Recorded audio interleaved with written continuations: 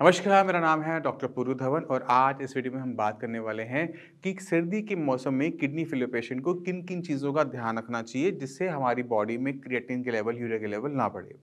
सर्दी के मौसम में हमारे खाने पीने में बहुत बदलाव होता है, बाहर के मौसम में बहुत बदलाव होता है और ये टाइम एक किडनी फेलियर पेशेंट के लिए थोड़ा सा चैलेंजिंग होता है। ये जो चैलेंजिंग है, ये जो कॉम्प्लिकेशन है, जो सर्दियों के मौसम में आती हैं, तो अगर आपके पास पूरी जानकारी है, तो उसको आप थोड़ा-सा कंट्रोल कर पाते हैं, कम कर पाते हैं। तो शुरुआत करते हैं चैलेंज नंबर 1 से, वो है बढ़ता हुआ क्रिएटिनिन लेवल। अब क्रिएटिनिन लेवल क्यों बढ़ रहा है, ये समझना आप सभी के लिए ज़रूरी भी हो जाता है कि सर्दी में क्यों ज़्यादा बढ़ता है। क्रिएटिनिन जो है वो हमारी मसल्स में बनता है। हमारी मसल्स में बनने वाला वो वेस्ट मटेरियल है। तो अगर किसी भी वजह से हमारी मसल्स के अंदर मेटाबॉलिक एक्टिविटी बढ़ेगी तो क्रिएटिनिन की प्रोडक्शन भी बढ़ेगी। तो जब आपको ठंड लगती है तो आप क्या करते हो, मसल को स्टिफ करके बैठ जाते हो।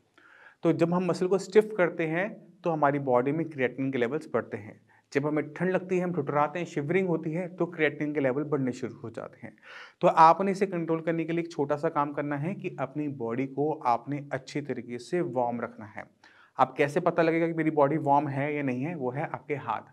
अगर आपके हाथ गरम हैं, तो आपको ठंड नहीं लग रही। अगर आपके हाथ ठंडे हैं, उँगलियाँ ठंडी हैं, इसका मतलब है कि आपको ठंड लग रही है। तो जितने भी पेशेंट होते हैं किडनी फेलियर के, मैं उनको एडवाइस करता हूँ कि आप पैडेड जैकेट्स डालें, क्योंकि पैडेड जैकेट्स के अंदर हवा अंदर नहीं जा पाती है, अच्छी वार्म रहती हैं, लाइट वेट रहती हैं, तो पैडेड जैकेट्स बहुत हेल्पफुल रहती हैं। घर पर जब आएँ तो अपने कमरे को जितना हो सके उतना गर्म रखने की कोशिश कीजिए, जिससे आपको ठंड बिल्कुल भी ना लगे। दूसरी चीज़ जो आपने ध्यान रखनी होती है ठंड के मौसम में, वो है यूरिया के लेवल्स। हमारा खाना-पीना इतना बदल जाता है कि उसमें बहुत सारी बाहरी चीज़ें शुरू हो जाती हैं। जैसे हलवा, गाजर का हलवा हो या फिर किसी और चीज़ का हम ह मूँग दाल का हलवा जैसे हम खा रहे होते हैं, तो जब हम हलवा खाते हैं उसमें घी, तेल की मात्रा बहुत ज़्यादा बढ़ जाती हैं। तली हुई चीज़ें खाने का बहुत मन करता है, कचौड़ियाँ खाने का बहुत मन करते हैं, पूड़ियाँ खाने का बहुत मन करता है। तो जब भी हम कोई भी तली हुई या भारी चीज़ खाते हैं तो हमारे लीवर में यूरिया ज़्यादा बनता है, क्योंकि यूरिया हमारी बॉडी में लीवर ही बनाता है। अगर हम कोई भारी चीज़ खा रहे हैं तो लीवर को ज़्यादा काम करना पड़ता है उस घी, तेल को ब्रेक डाउन करने के लिए, और रिज़ल्ट क्या होता है कि ब्लड के अंदर यूरिया के लेवल्स बढ़ने शुरू हो जाते हैं।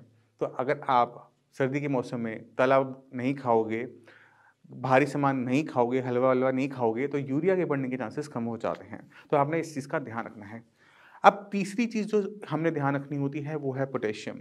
सर्दी के मौसम में बहुत सारी ऐसी चीज़ें हमारे आस-पास आ रही होती हैं जिन्हें हमारा खाने का मन कर रहा होता है और उससे एक किडनी फेलियर पेशेंट को बहुत ज़्यादा दिक्कत हो सकती है और ख़ासकर हार्ट अटैक जैसी दिक्कत। उसमें सबसे बड़ा कसूरवार होता है वो है गुड़। सर्दी के मौसम में आप पूरे नॉर्थ इंडिया में देख लो कि गुड़ की आइटमें बढ़ जाती हैं। गुड़, गच्चक, रेवड़ी, ये सारी चीज़ें मार्केट में अवेलेबल आनी शुरू हो जाती है और पेशेंट का मन भी करता है, क्योंकि इतने सालों से खा रहा होता है, उसका मन है कि मैं थोड़ी-सी और खा लूँ। मगर अगर आप किडनी फेलियर के पेशेंट हैं, तो आपने गुड़ या फिर गुड़ की बनी हुई कोई भी आइटम नहीं खानी, क्योंकि अगर इसे हम खाते हैं तो हमारी बॉडी में पोटेशियम की मात्रा जंप करेगी, हमको हार्ट अटैक आ सकता है, हमें डायलिसिस करवाना पड़ सकता है। अब गुड़ से पोटेशियम कैसे बढ़ता है उसको थोड़ा-सा जान लोगे तो आगे आपके लिए थोड़ा-सा आसान और हो जाएगा। आप सोचो कि गुड़ बनता कैसे है? गुड़ बनता है गन्ने से। तो हमने इतना बड़ा गन्ना लिया था, उसका जूस निकाला तो वो 1 कप या 1 डेढ़ कप निकलता है, 1 डेढ़ गिलास के आसपास। उसको पकाया जाता है। पकाने के बाद इतना-सा गुड़ बनता है, यानी हमने एक गन्ने को इतने से गुड़ में कन्वर्ट कर दिया। तो इतने से गुड़ के अंदर पूरे गन्ने का पोटेशियम आ जाता है। तो अगर आप थोड़ी-सी मात्रा भी खाते हो गुड़ की, तो आप क्या देखते हो कि ब्लड के अंदर पोटेशियम के लेवल तेज़ी से जंप करने स्टार्ट कर जाते हैं। तो आपने गुड़ और गुड़ की बनी हुई चीज़ें नहीं खानी इसी वजह से। चौथी चीज़ जिनका हमें ध्यान रखना होता है वो है पत्तेदार सब्जियाँ। सब्जियाँ सर्दी के मौसम में कम हो जाती हैं और पत्तेदार सब्जियाँ पालक, बथुआ, मेथी, सरसों, ये बहुत मार्केट में अवेलेबल होना शुरू हो जाता है, जो मार्केट में वैसे भी थोड़ा चीपर रेट पर आता है, तो लोग ज़्यादा खाते भी हैं, बनाते भी हैं। सरसों का साग बन रहा है, मिक्स साग बन रहा है, बथुआ बहुत आ रहा है। अगर आपने ध्यान क्या रखना है कि अगर आप किडनी फेलियर के पेशेंट हो तो इन सब चीज़ों से पोटेशियम की मात्रा बढ़ सकती है। आपने ध्यान क्या रखना है कि आपने पत्तेदार सब्जियों का साग नहीं बनाना। जैसे हम सरसों का साग बनाते हैं, वो आप नहीं बना सकते। अगर आप मेथी की रोटी खाना चाहते हैं, खा सकते हैं, मगर मेथी का कोई साग बनाकर नहीं खा सकते, क्योंकि फ़र्क है मात्रा के अंदर। जब आप मेथी की रोटी बना रहे हैं तो उसमें एक चुटकी भर थोड़ा-सा कितने पत्ते होंगे? 20, 25, 30, 50 इतने पत्ते ही आएँगे। मगर जब हम साग बनाते हैं तो कितना सारा 1 किलो साग लेंगे, इतना पहिया में कन्वर्ट हो जाता है वो। तो वहाँ पे क्या होता है कि पत्ते के अंदर जो पोटेशियम था वो कंसंट्रेट हो जाता है। इस वजह से पत्तेदार सब्जियों का साग और चटनियाँ मना होती है किडनी फेलियर पेशेंट को। अगर कम मात्रा में आप ले रहे हैं कोई दिक्कत नहीं है, ज़्यादा मात्रा में लेंगे तो पोटेशियम वाली दिक्कत आएगी, हो सकता है कि आपको उसकी वजह से डायलिसिस भी करवाना पड़ जाए। तो इन चीज़ों से आप दूर रहेंगे तो काफ़ी बचाव हो जाता है सर्दी के मौसम में किडनी फेलियर पेशेंट के लिए।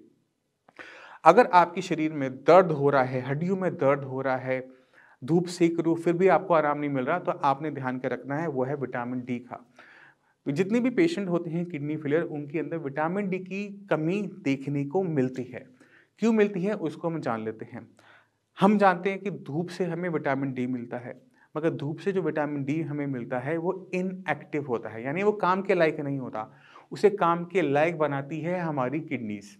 अब किडनी है हमारी खराब, विटामिन डी तो बॉडी में है बट वो काम नहीं कर रहा। अगर शरीर में विटामिन डी काम नहीं कर रहा तो हमारी हड्डियों पे कैल्शियम नहीं चिपक पाता, हमारी हड्डियाँ सॉफ्ट हो जाती हैं और वो पेन करना स्टार्ट करती है, हमारी मसल्स में पेन होना स्टार्ट हो जाता है। तो हमने क्या करना होता है कि अगर हमारी हड्डियों में मसल्स में पेन हो रहा है तो विटामिन डी हमें दूसरी फॉर्म में लेना होता है जिसका नाम है कैल्सिट्रोल।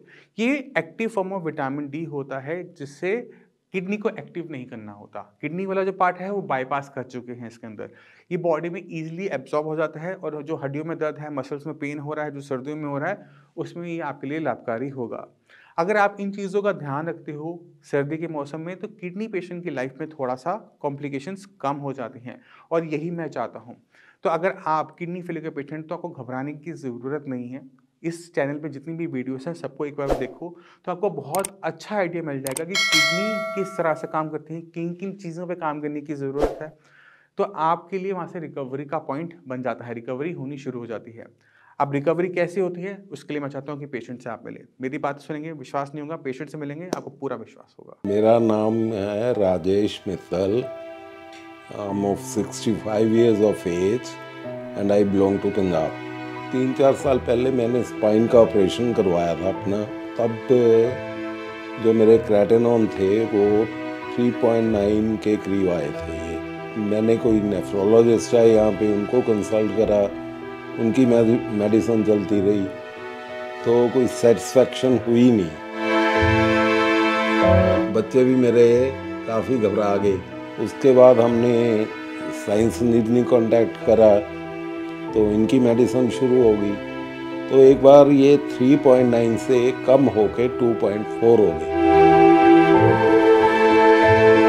मैं यही कहना चाहता हूँ कि साइंस संजीवनी बहुत ही बढ़िया कंसर्न है। कोई किडनी पेशेंट अगर अपनी जीने की तमन्ना छोड़ चुका है किडनी के कारण तो कंसल्ट करे साइंस संजीवनी। मेरा नाम है Rajesh Mittal. I am of 65 years of age and I belong to Punjab. Presently I am staying with my elder son. He is manager in some private company। 3-4 साल पहले मैंने स्पाइन का ऑपरेशन करवाया था अपना। तो तब जो मेरे क्रेटेनॉन थे वो 2 point something थे, तो ये रिसीड करके 1.5 के ऊपर स्टेबल हो गए। तो उसके बाद सडनली ये 3.9 के करीब आए थे ये। तो देन मैंने कोई नेफ्रोलॉजिस्ट है यहाँ पे उनको कंसल्ट करा, उनकी मेडिसिन चलती रही तो कोई सेटिस्फेक्शन हुई नहीं। ये मेरा बेटा गौरव जिसके पास मैं रह रहा हूँ, बड़ा बेटा मेरा, इसने सर्च वगैरह करा था कुछ तो यूट्यूब पे। उसके बाद हमने साइंस संजीवनी कांटेक्ट करा तो इनकी मेडिसिन शुरू हो गई। तो एक बार ये 3.9 से कम होके 2.4 हो गए। तो उसके बाद हमने ये कंटिन्यू रखी मेडिसिन और अब ये स्टेबल से ही चल रही है। अब अगर बढ़ते भी हैं तो पॉइंट्स में बढ़ते हैं, फिर कम हो जाते हैं, नेक्स्ट टाइम कम हो जाते हैं। मैं नीलम मित्तल हूँ और मेरे हस्बैंड राजेश मित्तल हैं। उनको कहीं से पता चला कि दवाई जो है साइंस संजीवनी की काफ़ी इफ़ेक्टिव है, तो हमने वहाँ से ऑनलाइन दवाई मंगवाई और 1 महीना देखा और टेस्ट करवाया तो हमें फ़र्क लगा। इस तरह हम अब तक रेगुलर दवाइयाँ लेते जा रहे हैं, मेरे हस्बैंड। और डॉक्टर शिवानी हमारी हफ्ते में एक बार ज़रूर बात करती है और हमें टाइम टू टाइम गाइड करती रहती है। एक बार हमको बोला तो नहीं गया था कि डॉक्टर पुरु धवन को मिला जाए, लेकिन हम सोच रहे थे कि उनको भी मिला जाए, तो एक बार उनसे मिले, हमें बहुत अच्छा लगा। उन्होंने हमें तसल्ली दी कि आपकी जो प्रॉब्लम है धीरे धीरे करके ठीक हो जाएगी। अब हमें लग रहा है कि ठीक होने जा रहे हैं। मेडिसिन अगर आदमी को कोई इफ़ेक्ट कर रही है, फ़ायदा कर रही है, तभी आदमी कंटिन्यू करता है, अदरवाइज़ तो आदमी छोड़ देता है। मेरे को ठीक है, ये ठीक चल रही है। और सबसे बड़ी बात ये है कि आपके जो डॉक्टर्स हैं वो बहुत ही कोऑपरेटिव हैं। जब चाहे उनको फ़ोन करो, वो हमें अच्छे से ट्रीट करती हैं।